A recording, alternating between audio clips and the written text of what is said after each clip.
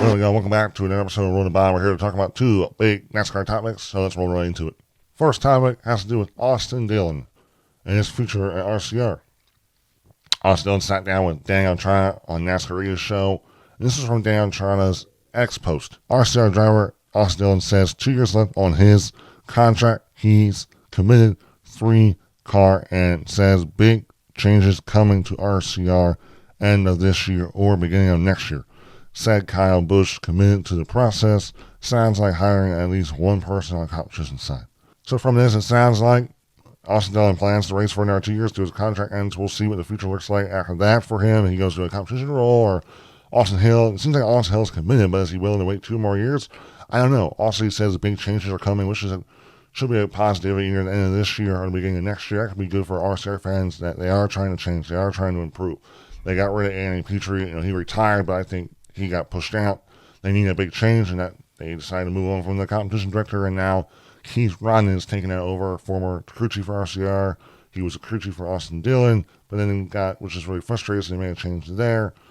It also sounds like Kyle Busch is committed to the process, which should be good. He said some words about how if he was welcome to go back to JGR or Hendrick, he would go back. And that definitely could have rubbed people the wrong way, especially at RCR. And they also plan to at least hire one person in the competition side, so maybe probably a new competition director. So with all that, we'll see what the future looks like for RCR. I think that the fact that they are planning to make changes and they know they got to make changes, hopefully it'll be good. Kyle Busch is the only one that's really got a chance to make the playoffs right now, but he's 100 back. He needs a win. Austin Dillon needs a win, so they're both must wins. You still got Daytona, and who knows? Kyle Busch, he's Kyle freaking Busch. Anything could happen. He could turn around and knock off a win. Who knows? But that's all I want to bring out. Who knows what Austin Dillon? I think after 2 years, in my opinion, Austin Dillon will go into a competition role. I think that's something he could be really successful. He could be the reason that Austin, that RCR really is able to turn around and return to maybe somewhat under former, not necessarily former glory, but maybe become more competitive.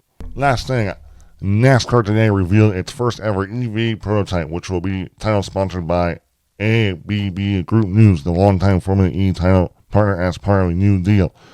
NASCAR isn't announcing a new electric series, but developed the EV to ensure it's keeping up with technology. So this is a big announcement. It was announced today, Saturday, during the Chicago street race. Not during any racing. They just unveiled it was a big deal. Look, the car looks kind of cool. It looks sick. It looks like a stock car, but it has that like SUV hatchback type look to it.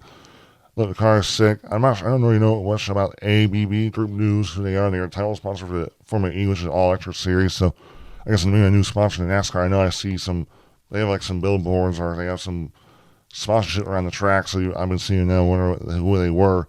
NASCAR says it is committed to the historic role of combustion engines in racing, but the change is accelerating all around us from a NASCAR perspective. We want to be in the driver's seat, per John Probst. So NASCAR is still committed to combustion engines with this, but they also want to, the technology is improving in racing. They want to stay up to it. They don't want to just stay in combustion engines. Now, I don't think they were going to lose fans because I think a lot of fans like combustion engines. NASCAR is still one of the only motorsports that I can think of, at least in America, that is still with combustion engines. I know because IndyCar, they're going now into hybrid. Formula One's already in a hybrid. I guess you think NHRA, they're always going to stay probably combustion. But NASCAR's still combustion. Their top series is still combustion. I hope they stay at that forever. I mean, they don't have any plans to no plans to announce a series yet. We heard that stuff with Daniel White's Nitro Cross series with Charles Bertrand, that they may become the new electric series. Who knows about that? The crazy thing I want to bring up, the crossover, the car has an all-wheel drive plus electric powertrain that gets up to 1,000 kilowatts, which is equivalent to 1,300 horsepower. So 1,300 horsepower. I mean, the acceleration, the power this thing has, it's just crazy. So NASCAR's willing to build 1,000 horsepower car from scratch, I guess, right? But they're not willing to bring back 1,000 horsepower back to these cup cars to make the racing better. It's kind of funny how things work. Look, I'm not going to beat the dead horse about power and horsepower, wishing that they had NASCAR Cup cars had more horsepower, but I do think it's crazy that this car has a ton of power. But overall, really cool stuff. I'm looking forward to seeing where this electric car stuff evolves in NASCAR's future. Well, thank you guys for watching. I hope you guys enjoyed today's episode. Like and subscribe if you want to, and I'll see you next week.